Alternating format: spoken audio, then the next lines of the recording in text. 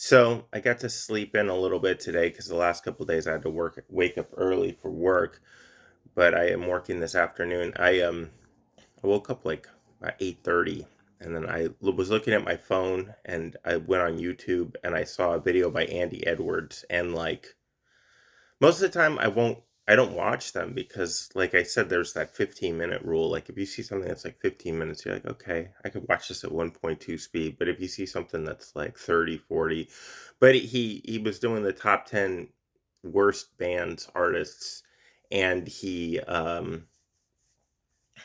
and then he said, kind of says at the beginning cynically, he's like he's like this is what you want. This is all you guys all you lot tune in for is these top 10 lists. So I'm going to do the top 10 list, and then if you're a subscriber or whatever, then you could come and see my more nuanced takes. That's not what he said, but that's basically what he meant. Meaning he still dislikes all the people in the top 10, but the 10 that he gave, but that he could give a little bit more of a thoughtful analysis of why they're not good. There's certain things that on that list I actually did watch it. You only really watch it because you want to be sort of surprised and say like, okay, I know he hates Van Morrison. That's going to be there. I know he hates Bruce Springsteen. That he's going to be there.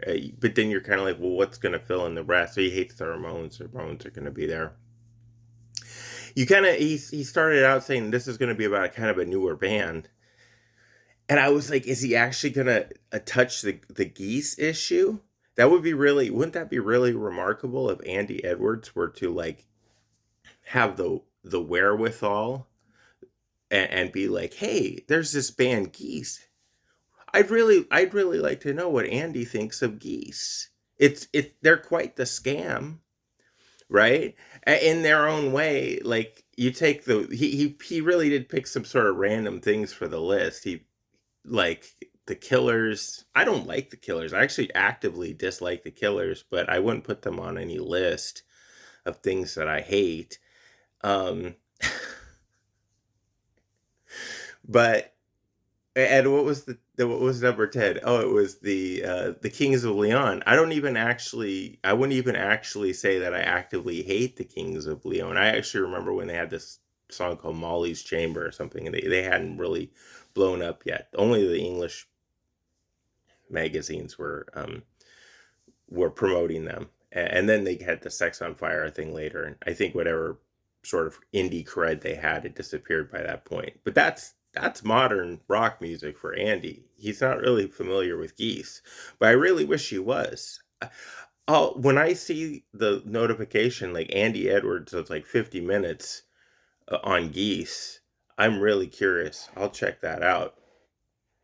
I there's a few things that I wanted to say. Well, first of all, I did like the fact that he said this is what you want, so this is what I'm going to give you, and then he did seem to get himself really worked up.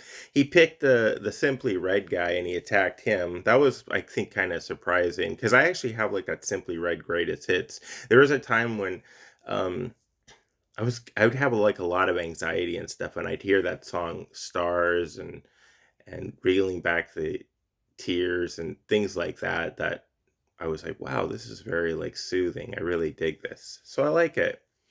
And then the other thing, unless it comes to me later, I mean, I get it with Bruce and Van and Mick Hucknall, I guess, according to the little clips, he looked like a pretty unpleasant person. So I get that.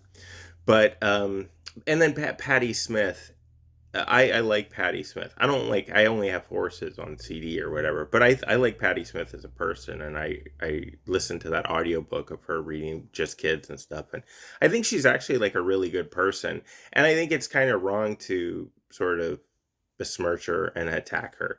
I'm sure there's I'm sure there is certain political aspects of Patti Smith that Andy Edwards takes issue with. And they're not like political aspects that are just like usually Republican or Democrat coded. They might have to do with US foreign intervention in certain areas.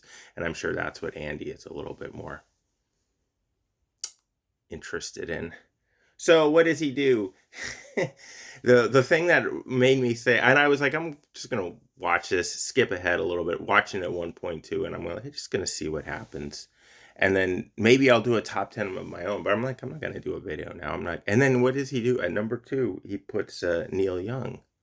Now the thing that I want to say is that like that impression there when I was a kid, I remember being at the supermarket with my mom and hearing Horse with No Name by America, which is that's a terrible song. And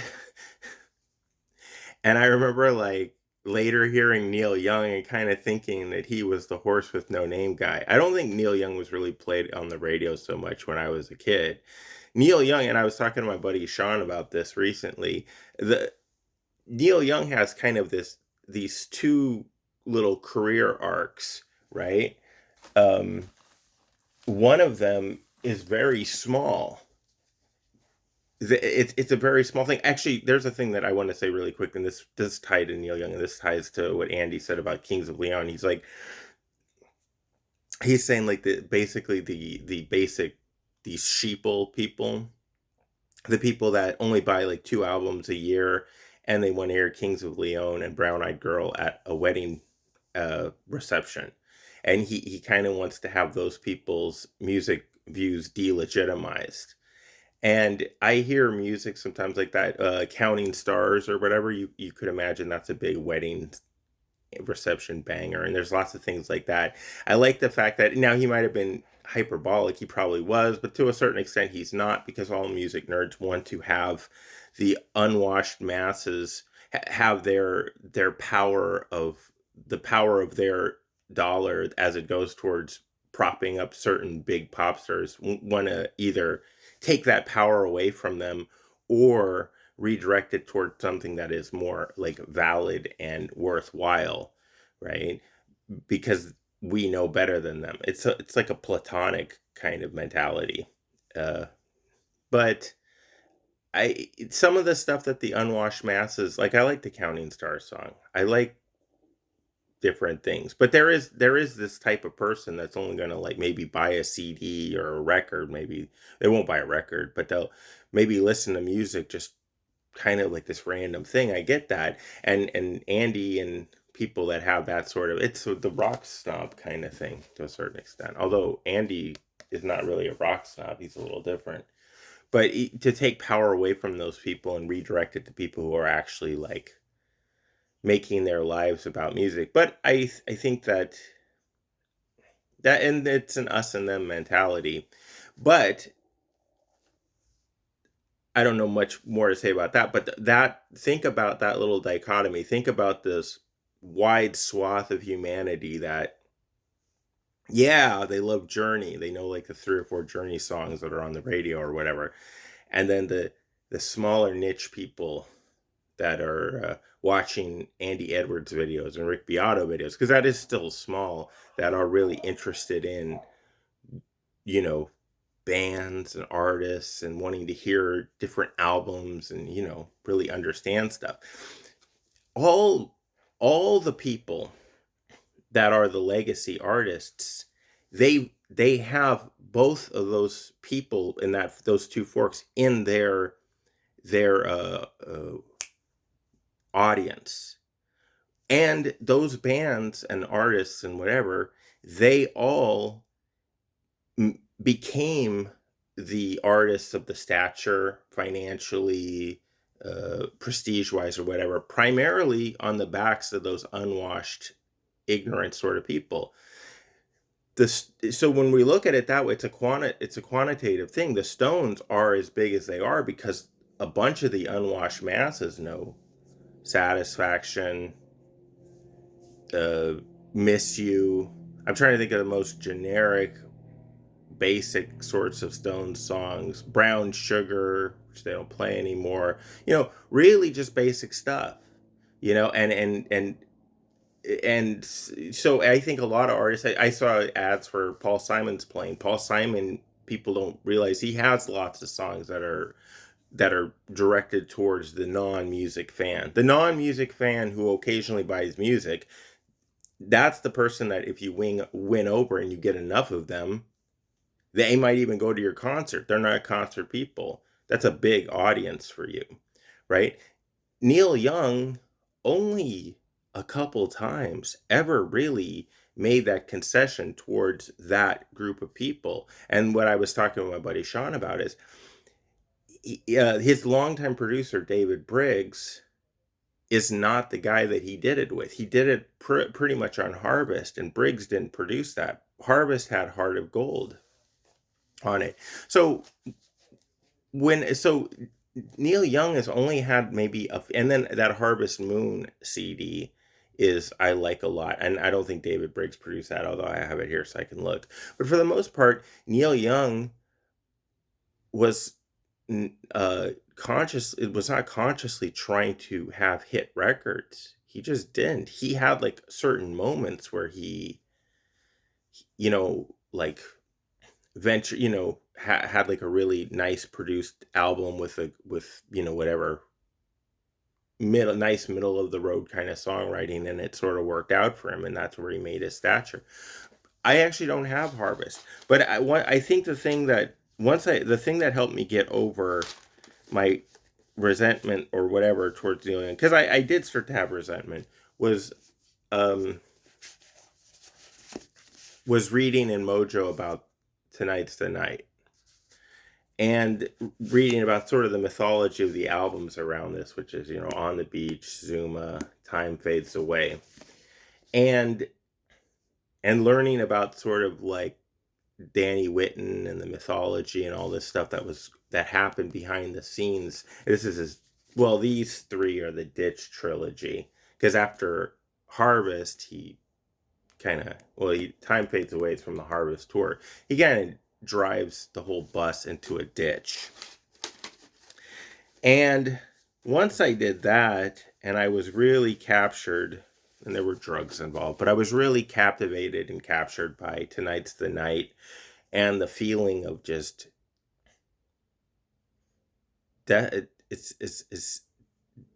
it's a desolate or dissolution. It's just a feeling of being spent, exhausted, hopeless.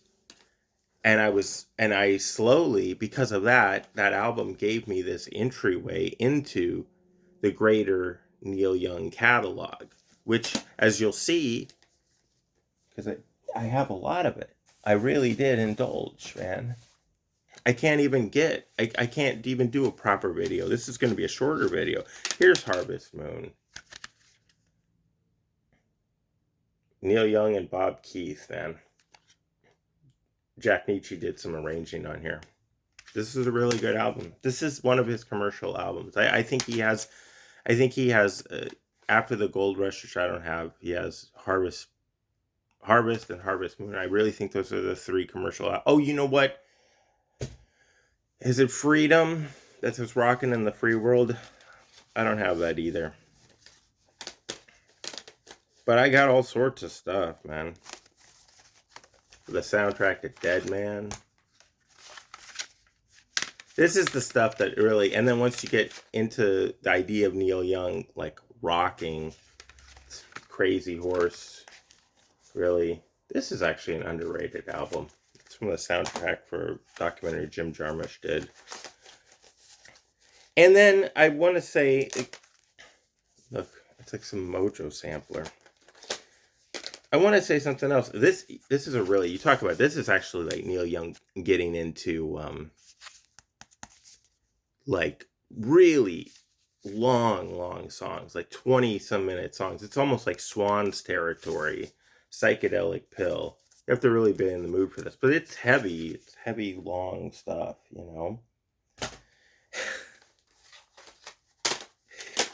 I have the box sets too. Well, I don't have the first Archives because I kind of don't like it, but I have Archives 2. And I have Archives 3. You know what happened is that, let's see what I have in this other stack. This is when he was in the 80s. He was doing his really straight up country thing. This is an underrated album. Everybody hates on this. This is also an underrated album. Everybody hates on. This is him live with the Blue Notes. This is really interesting. It's just like him doing his kind of like jazz blues kind of cabaret thing. I got Trans. I got the it's not the first one. I don't have the first one anymore. This is the first one with Crazy Horse. This one's killer. Cinnamon Girl too is a good intro to Neil. I already showed that one. So the other thing I wanted to say is, and this goes to Andy's video too, is Neil Young occasionally, what he does is he goes into a country thing. And what Andy said was, he was like, I just don't like the Americana thing. They're doing, it's just basically this protest. He makes this link that it's related to protest music from the folk music or whatever. But when you listen to this is clearly not indebted to like folk music. This is like country music. If you come to America, Andy, you'll see that there's these wide swaths of land, like nothing going on, and like a blue sky. It's not a factory or a shire or whatever you have in England, right? I don't know what a shire is, but this nice swath of land and blue skies. And strangely enough, excuse me, this sort of music, it really complements it. It's nothing protesty about it. It's not "This Land Is Your Land," whatever. That was a protest song that Woody Guthrie did to Irving Berlin. There's nothing to do with that, dude. It has to do with the music matching sort of the geography or the landscape. And Neil Young, consistently throughout his career, I find myself listening to the country stuff or going back to it really frequently. Neil Young is really indebted to country music, especially on this album. There's one on the box. There's one on the box set that's that live too, or it's a live version of that. So the Americana thing, I get that people don't get. I get that people that are English don't get. If you think about it, like this is something that like American music, because I have music that even though, well, if you listen to the Happy Casualties, there is like what I learned it from and picked it up. The idea that it could be okay to do something kind of folky or a little bit more rustic sounding was alt country. It was bands like Whiskey Town, the old 97s, Wilco's earlier albums, Uncle Tupelo, things like that. And that's it's a very American thing. So I get that someone in England would not really understand that music. And Americana is just not for them. But I think that Neil Young, he vacillates between doing like a really rockin' kind of thing, heavy rock kind of thing. Sometimes he goes into an experimental sort of avenue. That happens. And then the other main pole really is just this kind of country. You could call it Americana thing, but it's like a rustic sort of hometown, rural sort of music. It has nothing to do with protest music. Maybe people in England don't like it because they can't relate to it. Like I can't relate. I can listen to Newport Convention. I like it, but I can't relate to like that sound or what it is that they're doing, especially when it gets more and more sort of like arc or whatever, like very like rigid in the forms and stuff. I'm kind of like, okay, I get it. It's like almost like fairies singing or you're singing a song composed by fairies or whatever. But so yeah, I think that I basically to hammer the point home is that Andy can put whoever he wants in his top 10 list. I'm sure he has more nuanced takes on that, but I know he definitely does not like Neil Young. And I know that he definitely doesn't like Neil Young because it's just totally something that he doesn't understand in any way. And it's very analogous to how he's not going to do a video talking about geese because he doesn't know like how that comes about why people would like it, or even if it exists. It's literally like this idea that like people that are in different dimensions or something, like if we kind of like they're around us or whatever, but we can't see them because we don't have like the cognizant or conceptual capabilities of like seeing or recognizing them. They're like that foreign. So I think that Neil Young is he's an unknown quantity for Andy, and you have to find the entry point to his catalog and career that's going to make him work for you and make sense for you as an artist. And I did it through the dark stuff. It didn't work for me with Harvest because I was what the fuck. But tonight's the night, time fades away. I have Mellow My Mind tattooed on my arm, right? So I mean, like, and then the heavier stuff, Cinnamon Girl, Down by the River, whatever. So it's how you get into these certain things, and if they resonate with experiences that you've had. Now, I'm sure Andy has experiences as being like a session guy or whatever, and that's what relates to his appreciation of music and stuff, and I respect that. But I just wanted to come in here and just give a quick sort of rejoinder and sort of I'll give, and you know what, he wants you to do the paywall thing where you hear why there's a legitimate reason why he has a more thoughtful take on Neil Young. I work a job. I mix paint at a hardware store. I'm not making any money from YouTube. So I'll just give you whatever the thoughtful analysis is, and it could save you the paywall. And you don't have to sit through any ads. I'll never have any ads on my channel. I can get to like the 1,000 viewers or whatever I probably want. I'll be dead before then. That's fine. But I won't ever have ads. I don't make any money on this. I'm not incentivized to make any money on this. So now you can get the thoughtful analysis and watch it at 1.2 speed. So if you like, subscribe, comment, listen to the Happy Casualties. I'll talk to you later.